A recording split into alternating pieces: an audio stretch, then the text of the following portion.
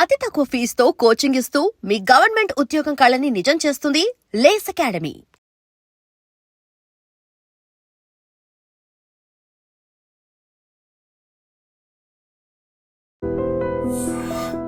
కష్టపడాల్సి వచ్చింది.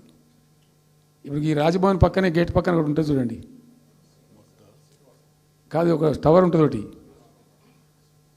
నేను అప్పుడు నేను పోతుంటే ఈ పునాది తీసిండు, మంచి స్పాట్ ఇది, వాటర్ ఫ్రంట్ ఉంటుంది హుసేన్ సాగర్. అతను చెప్పుండే మనం స్కైలైన్లో భాగంగా ఇద్దాము 50 అంతస్తులకు ఇద్దామని చెప్పి ఆగమంటే ఆయన ఎవరో రాజుగారు ఆగలే, ఆయనకు అంతకే కట్టుకున్నాడు పాపం. It took me 3 years to bring Skyline to Hyderabad. మేము ఒక పద్ధతికి పోయినాం, సిస్టమ్ చేసినాం, ఓపికతోని చాలా సిన్సియర్గా మంచి పద్ధతితోని వాళ్ళతో డిస్కస్ చేసుకుంటూ మాట్లాడుకుంటూ ఒక క్రమ పద్ధతిలో పోయినాం. గట్టుంటుంది పద్ధతి. కానీ 4 ఫీజు తీసినాం, 4 10% ఏదో ఫీజు ఉండే. తర్వాత ఆర్డీఓ ఆఫీస్కోవాలి సార్, ఈ ఫీజు ఏమో కానీ ఆ ఫీజు ఎక్కువ అవుతుందని వాళ్ళు చెప్పారు. అది తీసేవతల పడేసినాం. అది తీసేసినాం, ఆర్డీఓ దగ్గర పోయే అవసరం లేకుండా కూడా చేసినాం. ఇప్పుడు అదొక ఫీజు. ఆ ఫీజుతో ఏమైంది, ఆయనతో పీకింది. హైదరాబాద్ రియల్ ఎస్టేట్ గంగలు కలిసింది. మేమేమో ఆనాడు నిజంగా చెప్తున్నా, చాలా సంతోషంగా చెప్తున్నాను నేను, భూముల ధరలు పెంచినాం తెలంగాణలో. ప్రజా ఆస్తులు పెంచినాం, ప్రజా ఆస్తుల యొక్క విలువ పెంచినాం. 4 ఎకరాల నోడు ధీమాతో ఉండే తెలంగాణలో. కొద్దిగా డాంబర్ రోడ్డు అంటుకునే 4 ఎకరాల నోడు 50 లక్షల కాడికి అమ్ముతున్నా, నాకు 2 కోట్ల శ్రీమంతుని అని చెప్పుకున్నాడు కాలర్ ఎగరేసుకొని. ఇవాళ ఏమైనాయండి భూముల ధరలు? కుప్ప ఊలిపోయినాయి. ఇంట్లో అమ్మాయి పెయింట్ ఉంటే ఒక ఎకరం అమ్మి చేద్దాం అనుకుంటే కొనే దిక్కులే సరని కళ్ళకు నీళ్ళు పెట్టుకుంటారు ప్రజలు. ఇవాళ లేదు, ఒక ఎకరా కూడా అమ్ముడు పోతలేదు, ఇప్పుడు కొంటలేడు. దిక్కు లేకుండా అమ్ముకుంటే ఇష్టం వచ్చిన అడ్డమైన ధరలకు అమ్ముకోవాలి.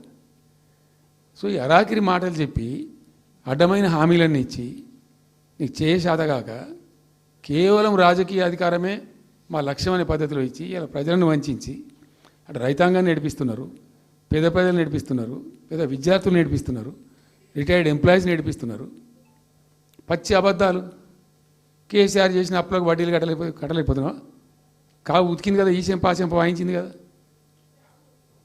ఎంత కడుతున్నారు? తీసుకున్న అప్పులు ఏంటంటే 2,90,000 కోట్లు మొత్తం కలిపి చెప్పాను కదా చాలా స్పష్టంగా. సో ఇట్లా ఇవన్నీ వాస్తవాలు ఒక పక్కకుంటే అన్ని అబద్ధాలు చెప్పుకుంటూ ఇష్టం వచ్చినట్టు మాట్లాడుకుంటూ ఇక నన్ను ఇచ్చడానికైతే వాళ్ళ నోరు మొక్కాలిగా. ఎప్పుడో సందర్భంలో కోపం వచ్చి ఒకటి తిట్టినామంటే ఒక మనిషిని మాట వేరు. పొద్దా కాదే కదా, నా కేసీఆర్ చచ్చిపోవాలి మాట్లాడినప్పుడల్లా ఎక్కడైనా మాట్లాడు, ఏ సందర్భంలో మాట, నువ్వు కాలేజీలో మాట్లాడు, లేకపోతే ఇంకొకడ మాట్లాడు, స్కూల్ పిల్లల కాడ మాట్లాడు. గింత అక్కసు ఉంటుంది మనుషులకు, అది కరెక్ట్ అవుతుందా? సో ఇష్టం వచ్చిన పద్ధతులు, మాటలు, ఇష్టం వచ్చిన దుర్మార్గ ప్రచారాలు, అన్ని పచ్చి అబద్ధాలు నోరు తెరిస్తే. రియాలిటీ వేరుంది, జరుగుతున్నది వేరున్నది, అన్ని రికార్డ్ అవుతున్నాయి, ప్రజలలో అన్ని గమనిస్తున్నారు. సో కాబట్టి ఏదేమైనప్పటికీ పాలమూరు రంగారెడ్డి ఎత్తిపోతల పథకం విషయంలో ఎట్టి పరిస్థితుల్లో రాజీ పడం. ఈ ప్రభుత్వాన్ని నిద్రపోనీయం, కేంద్ర ప్రభుత్వాన్ని కూడా నిద్రపోనీయం.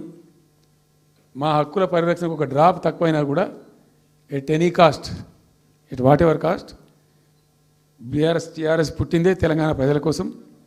తెలంగాణ ప్రజలకు ఒక నొక్కు పడుతుంటే మౌనం పాటించలేం.